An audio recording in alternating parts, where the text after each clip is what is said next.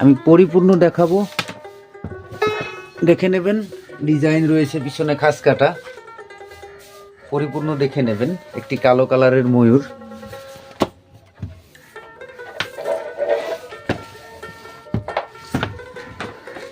পিছনে দেখে নেবেন মহিষের শিং, টুকারিগুলো মহিষের শিংয়ের, যেখানে তারগুলো বেঁধে দিয়েছি সুরবন্ধনী, এইটা মহিষের শিংয়ের।